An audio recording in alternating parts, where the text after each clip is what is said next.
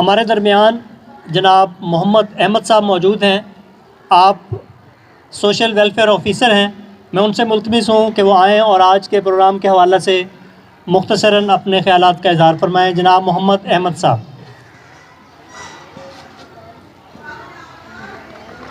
بسم اللہ الرحمن الرحیم.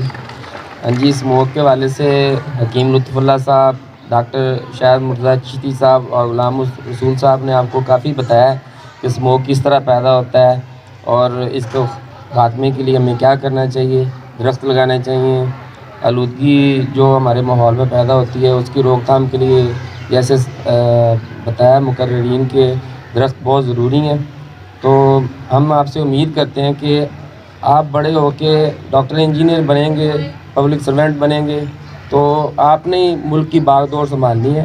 تو آپ سے یہ امید کرتے ہیں کہ آپ آج جو آپ کو سبق ملا ہے اس کو یاد رکھیں گے. یاد رکھیں گے نا؟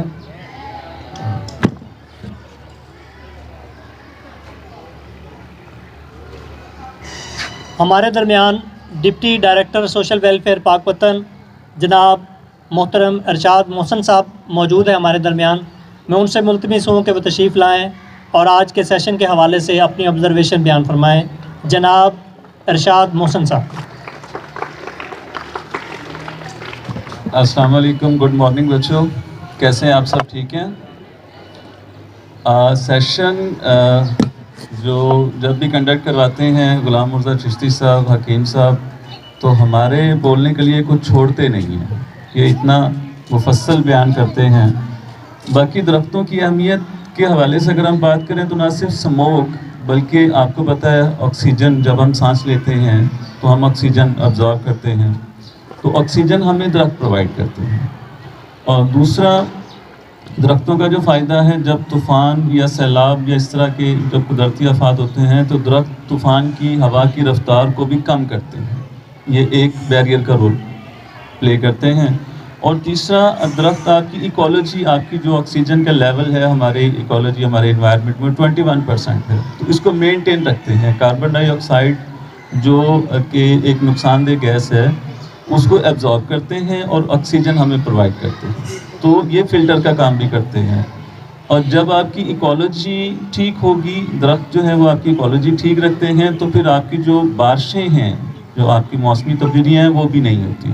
بارشیں آپ کے وقت پہ ہوں گی، بے وقت بارشیں نہیں ہوں گی، اور باقی ساری چیزیں. تو اس کے علاوہ بھی اگر ہم اسلامک پوائنٹ آف ویو سے دیکھیں تو فتح مکہ کے موقع پر نبی کریم صلی اللہ علیہ وآلہ وسلم نے جو چارٹر پیش کیا تھا اس میں اور بھی چیزیں تھیں. تو سب سے جو اس میں ایک یہ بھی امپورٹنٹ تھا کہ آپ نے فرمایا تھا کہ کسی سبز درخت کو نہیں کاٹنا.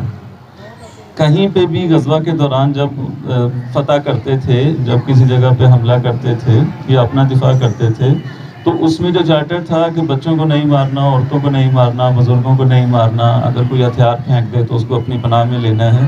تو اس میں یہ چیز بھی شامل تھی کہ جو سبز درخت ہے، جو گرین درخت ہے، اس کو بھی نہیں کاٹنا. تو درختوں کی اہمیت جو ہے اس پہ نبی کریم صلی اللہ علیہ وآلہ وسلم نے بھی احکامات جاری کیے ہوئے ہیں. تو آپ سب سے یہی امید کرتے ہیں، آپ جو اسکول میں آپ کے پودے ہیں، درخت ہیں، آپ ان کی بھی حفاظت کریں گے اور اپنے گھروں میں بھی درخت لگائیں گے، اور اپنے پیرنٹس کو بھی، آپ اپنے پیرنٹس کو، اپنے کزنس کو، اپنی فیملیز میں بھی لوگوں کو آپ اویئرنیس دیں گے کہ وہ درختوں کو لگائیں. نہ صرف لگائیں بلکہ ان کی حفاظت بھی کریں. بہت شکریہ بچوں. السلام علیکم.